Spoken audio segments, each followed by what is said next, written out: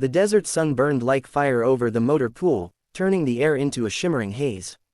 Around the hulking frame of an M1 Abrams tank, a team of engineers stood defeated. Sweat dripped down their brows, tools lay scattered on the hot concrete, and frustration hung thick in the air. The tank, call sign Reaper 12, had been the pride of the 3rd Armored Division. But after a critical systems failure deep in its transmission and fire control circuits, it was now nothing more than a 68-ton paperweight. The engineers had tried everything, diagnostics, part swaps, even software resets, but the beast refused to come back to life. One of the younger mechanics kicked the tread in frustration. "Sir, it's done. This one's dead. We should just strip it for parts." Colonel Mason, a stern but respected leader in his late 40s, stood silently. His square jaw tightened as he looked at the lifeless tank, his tank. It had led his convoy through 3 tours in the Middle East. To him, it wasn't just steel and gears, it was a symbol of survival, courage, and memory. But now, even his faith wavered. The engineers had done all they could. The manuals gave no answers. The new recruits looked at the Abrams as if it were a relic, something too old and too complicated to matter anymore. That night, as the base grew quiet and the sun sank beneath the horizon, Colonel Mason sat alone in his office. The hum of the air conditioner was the only sound. He stared at a framed photo on his desk, of a man standing proudly next to a tank, his hand resting on the turret like an old friend. Master Sergeant Hank, Bulldog, Reynolds. A legend. In the early days of the Iraq War, Bulldog was known across the division as the man who could bring a tank back from the dead. He'd once rebuilt a blown-out engine in a sandstorm using nothing but spare parts and grit. But that was years ago.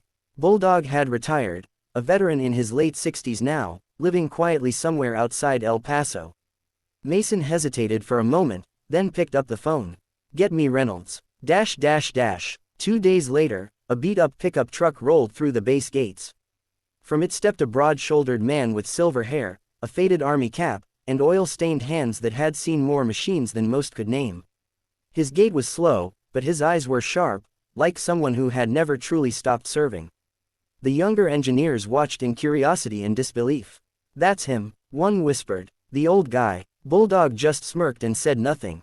He walked straight to Reaper 12, ran a hand along its dusty armor, and muttered quietly, "Still the same stubborn girl." Colonel Mason met him with a salute, but Bulldog just grinned. "Put that hand down, Colonel. Let's get this old girl breathing again." The work began before dawn. Bulldog didn't use the new diagnostic computers or fancy sensors. Instead, he listened to the clicks, the hums, the subtle differences in sound that only experience could catch. He crawled under the hull, checked the hydraulics, and then tore into the engine with nothing but a wrench and instinct. The engineers stood back, skeptical. "You sure you know what you're doing, old man?" one of them asked half-jokingly. Bulldog looked up with a smile. "Son, when you've spent 30 years keeping tanks alive in deserts that melt steel, you learn to listen. Machines talk, you just forgot how to hear them." Hours turned into days. Bulldog's hands bled, his back ached, but he didn't stop. The team slowly started helping him, one by one, first out of curiosity, then out of respect. He explained each step, teaching them not just how to fix a tank, but why it mattered. He found a hairline crack in a coolant line no one else had noticed, rewired a damaged relay, and even fabricated a part using a piece of scrap metal in an old socket. The colonel watched as morale around the hangar shifted. What was once frustration had become determination. On the 4th night, with the stars hanging bright above the base, Bulldog climbed into the commander's hatch and called out, "Stand clear." Everyone stepped back as he hit the ignition. For a few seconds, nothing happened. Then, deep within the tank, a low growl rumbled. The air vibrated, smoke puffed from the exhaust. The sound built and built until Reaper 12 came roaring to life with a thunderous engine growl that echoed across the desert. The younger engineers froze, eyes wide.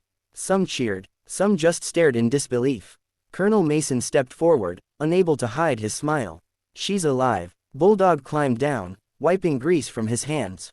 "She never died, Colonel. She was just waiting for someone to believe she could fight again." The next morning, the entire base gathered as Reaper 12 rolled out of the hangar under its own power. The sight was nothing short of majestic, the massive tank moving again after everyone had given up. Bulldog rode in the hatch, wind against his face, grinning like a man half his age. Colonel Mason addressed the crowd.